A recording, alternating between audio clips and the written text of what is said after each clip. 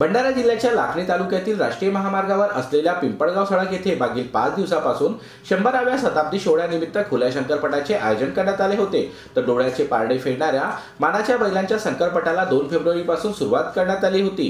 मागील 4 दिवस सडसडत्या उत्साहात नाहून निघालेल्या शंकरपटाच्या शेवटच्या दिवशी वाऱ्याच्या वेगाने धावणाऱ्या बैलजोड्या लाखो नागरिकांनी अनुभवल्या। यात दुहेरी बैलजोड्या आकर्षणाचा विषय ठरला असून या शंकरपटात 5ही प्रथम पुरस्कार मध्य प्रदेश राज्याच्या जोडीने पटकावले असून मध्य प्रदेश राज्याच्या शिवनी येथील डेंगरिया आशेरा जोडीने प्रथम पुरस्कार म्हणून ट्रॅक्टर मिळवला। तर बाकीच्या 4 बैलजोड्यांना बुलेट गाड्यांचे वाटप काँग्रेस प्रदेश अध्यक्ष नाना पटोले यांच्या हस्ते करण्यात आले आहे। काय सांगाल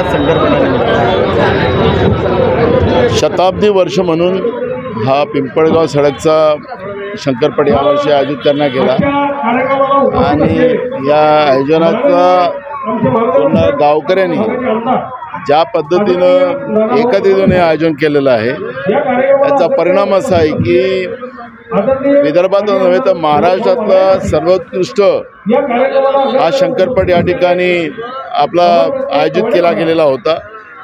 या निमित्तानं कृषी मेळावा पण शेतकऱ्यांच्या जीवनामध्ये नवीन यांत्रिकी माहिती त्यांना मिळावी, त्याच्या शेती उत्पन्नामध्ये दुपटीनं त्याच्यामध्ये वाढ व्हावी आणि पशुसंवर्धनाच्या बाबत त्यांची जनजागृती निर्माण करणं, चांगल्या जातीच्या गायी किंवा म्हशी दूध दुभते त्यांना उपलब्ध करून देता यावे अशा पद्धतीचं एक भव्य आयोजन या ठिकाणी केलं गेलं। लाखो लोकांनी त्याचा फायदा घेतलेला आहे।